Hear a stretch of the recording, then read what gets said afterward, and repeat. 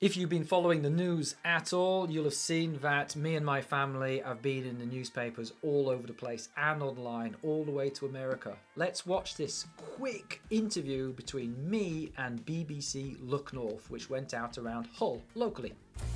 Good evening. It is a colourful cartoon book aimed at preschool children about a grandad and his memories of attending pride marches with his gay partner. It's led one family to pull their daughter out of school in Hull. I spoke to Will Taylor about his decision. Mr. Taylor, why did you take your daughter out of nursery? Fundamentally, within an instant of their response, I realised that these people had no clue how to decide what was age appropriate and what was age inappropriate for my daughter. When you complained, did they apologise? Immediately, no. They actually defended the images and called me offensive for even raising the issue. How did you react to that? Well, I was just having absolutely none of that at all, because there's nothing offensive about raising a safeguarding concern. That's our job.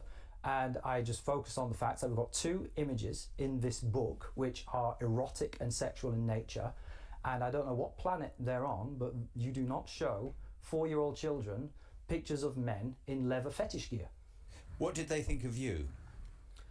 Well, they didn't use the word bigot, but from their use of the word offensive and their constant focus on the rest of the book, which was about celebration of pride, they seemed to be heavily implying that I was some kind of transphobe or homophobe, which I was having. And let me just clarify this, you're not? No, not at all. I mean, I've got a long positive history with that movement. I've volunteered for Hull Pride and York Pride. I've taken my goddaughters to Gay Pride Paris, and I've been to gay bars and clubs more times than I can count. Children wouldn't understand what's going on here anyway with these pictures. They'd just think it was adults dressing up. Yeah, absolutely. And that was the initial response from the nursery. They said, you know it's erotic, we know it's erotic, but that's just our opinion because we're grown-ups. A child would not understand it to be erotic. So, but here's the thing, the point I tried to get across, and they just wouldn't have it, is that there are lots of things we as adults could do to a child which they would not understand. We can swear and they might not understand the words. We can expose ourselves and start to do strange things to ourselves they wouldn't understand.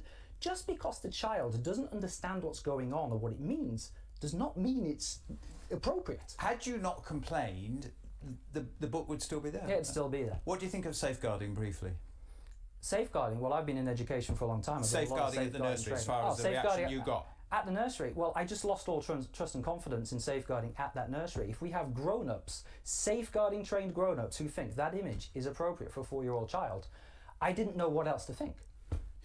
Last question. This book is it's marked as 4+, so it's for 4-year-olds and over. Is that wrong? I think that's completely wrong. And I know the publishers have defended it, and I know the authors have defended it. I think the message from that book could have been... What do you think?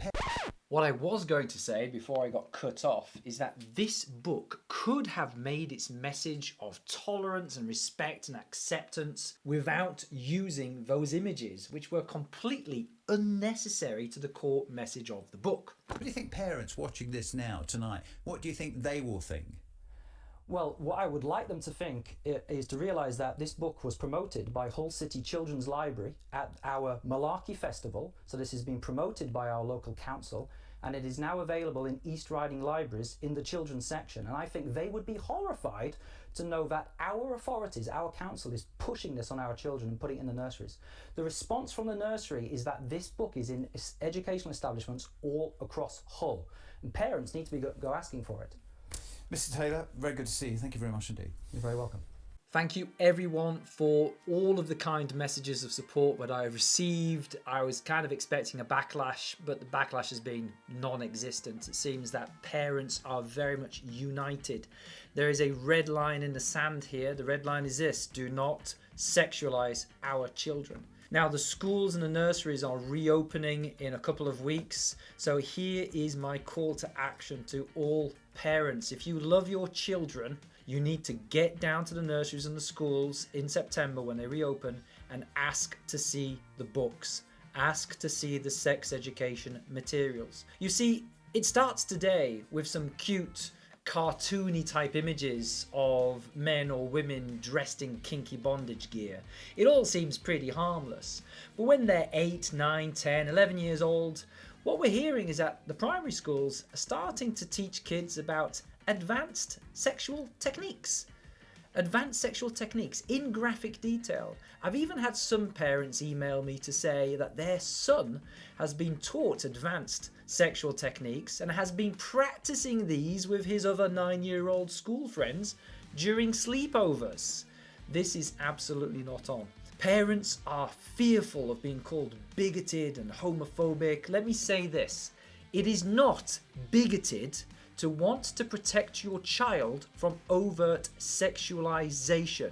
That is not bigotry, that is an act of love. So, parents all over the UK, let's get our act together, let's stop treading on eggshells and get down to that school in September and start to make a fuss. If enough of us make a fuss about this and start to waste precious teacher and head teacher time, the schools are soon going to realise that actually the effort, the hassle involved with teaching this stuff really isn't worth it. Let's just get back to normal stories, shall we? Like walking through the jungle. What can I see?